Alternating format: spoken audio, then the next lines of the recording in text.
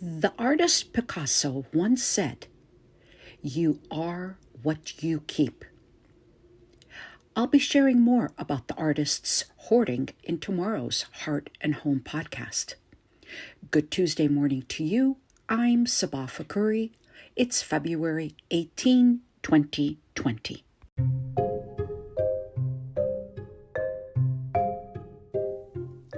If you haven't heard about Anchor, it's the easiest way to make a podcast. Let me explain how I found out about this. It's free. It's on your app store. There's a creation tool that allows you to record and edit your podcast right now from your phone or computer. Anchor will distribute your podcast for you so it can be heard on Spotify, Apple Podcasts, and many more. You can make money from your podcast with no minimum listenership. It's everything you need to make a podcast in one place. Please, I urge you, don't waste another minute. I wasted 3 years. I attended all kinds of events to learn all the steps. I was so confused, and it was right here. Download the free Anchor app or go to anchor.fm to get started. Do it now.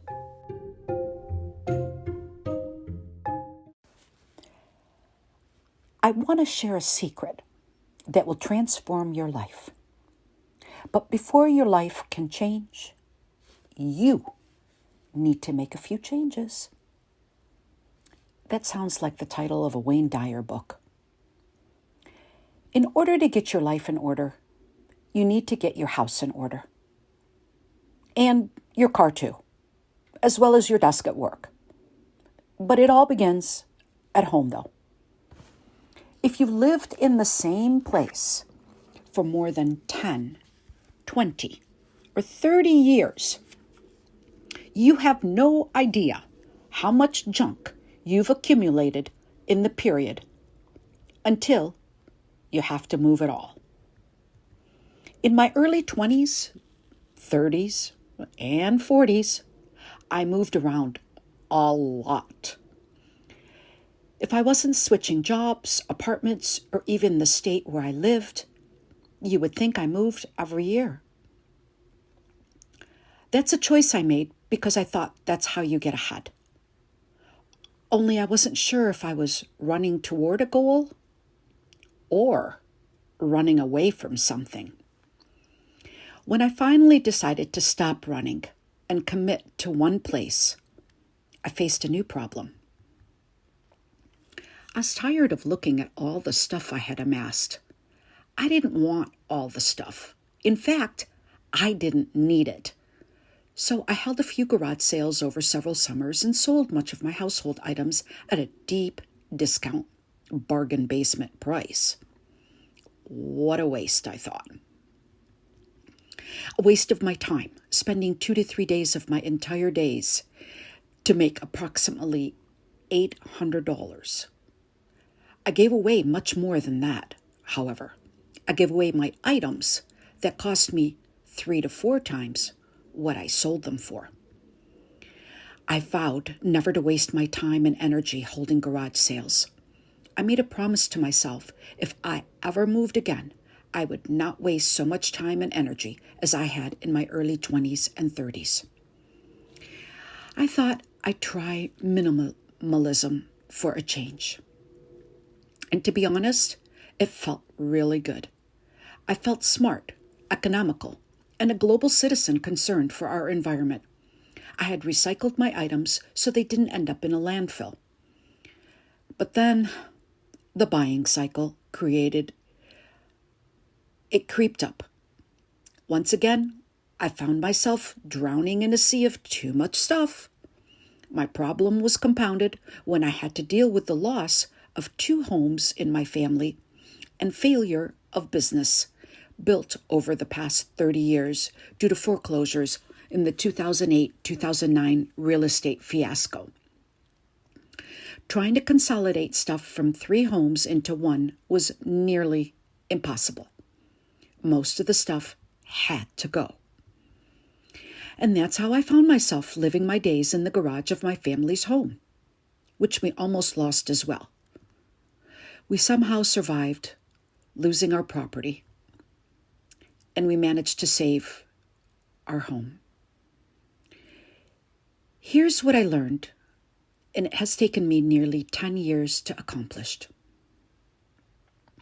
If you're stuck in a similar situation, start digging. But please, understand, it will take time. Time you don't want to spend, but also will rob you of your future time. Because the energy you waste thinking about the problem costs you more in being less productive in your life. That's right. Trust me when I tell you that the mess in your house is making a mess in your brain that is holding you back from getting what you really want. What is it that you want? A new job? A new career? A new lifestyle?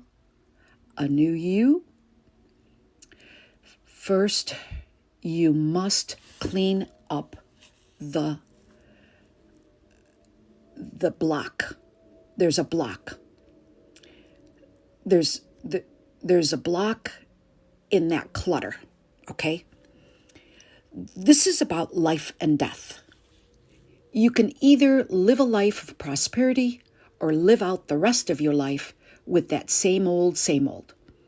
I don't know about you, but I don't want yada, yada, yada ever again. First, stop buying so many things because you already have too much stuff you don't use anyway. Next, assess how many shoes and purses you have amassed. Are you tired of those piles of clothes that don't fit in your closet or dresser? Well, spring cleaning and cleaning your closets could be done any time of the year. It's time to sort those items into new piles. Trash, donate, or sell. Some items have seen their better days, and you really need to let go of them so you can make room for something new. Yes, it's okay to buy a new outfit once in a while. Just don't go overboard. Don't overspend. Don't get yourself into debt. And always look for bargains. That makes your purchases even sweeter. I recently purchased a new navy wool skirt to add to my basic wardrobe. It's from England and has pleats, which isn't something I normally wear. I'm so happy with my purchase and looking forward to mixing and matching with tops I already have in my closet. But yesterday, I was at an office supply store and I said, I need a new office chair. Mine squeaks, and I'm tired of hearing it in the background when I do my podcasts. And so I was going to buy this chair. It wasn't as expensive as I thought. It was like $129, and I thought, oh, that's not too bad. I could afford that. And then I started looking at it, and I said, do I really need it? And started asking myself, what else could I do? Should I just stick with what I have and make do? Or do I, put down the money and bring this puppy home? I decided against the chair, and I'm glad I did. Because when I got home, I realized I had a great office chair that was by my kitchen desk. And I said, I should just switch chairs from my office in the kitchen to my desk in my bedroom. And so that's what I did this morning. Hence, no squeaking. So I was really happy that I was able to resolve that problem without spending $130, which is something I can use for something else. Now, back to cleaning your closet. Let's talk about space. I don't have a walk-in closet, nor do my clothes have a room of their own. So I thought I was clever when I added a clothes rack to my bedroom furniture several years back. But that meant I had to fold up my treadmill, and there it remained. Well, that just wasn't going to work anymore. Although I normally walk outdoors for at least an hour, I wanted to have the option to walk indoors. I tried walking at the gym, and I still do that, but I wanted to have the option at home.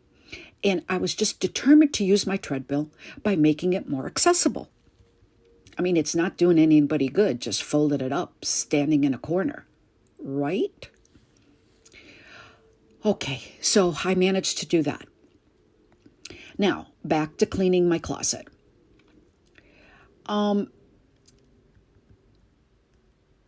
It didn't help that I had moved a huge bookcase. It was a wall unit into my room from the living room to make room for new furniture there. I don't know how I moved it, but I did.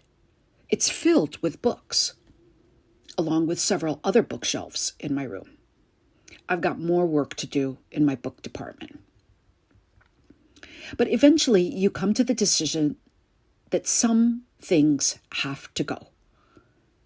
And then begins the arduous process of sorting and picking what must stay and what can go. It gets easier, I promise, although time-consuming. After moving the full clothes rack out of my bedroom, I could finally begin planning how to reorganize my room. I reconfigured the layout, moved around every piece in my room at least 3 times until I got everything where I wanted them to fit.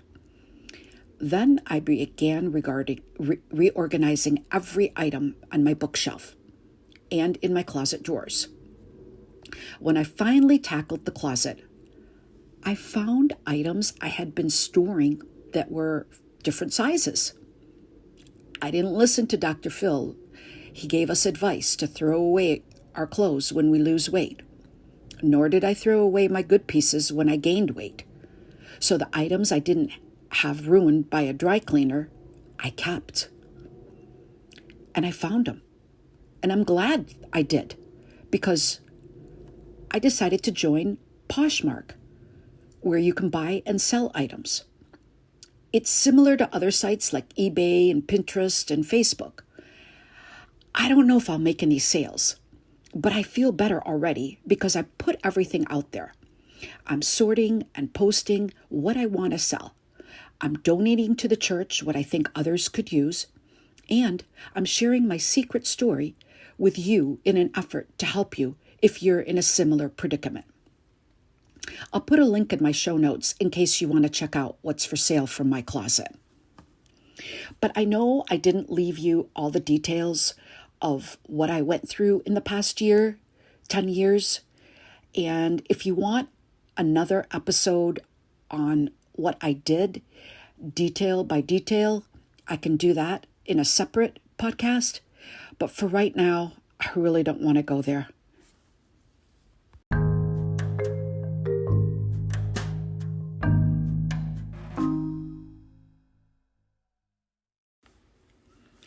If you enjoyed this episode of Heart and Home Podcast, I hope you'll consider becoming a supporter. You'll find a link in the show notes. I'm SABAH FAKHOURY. Thank you for listening.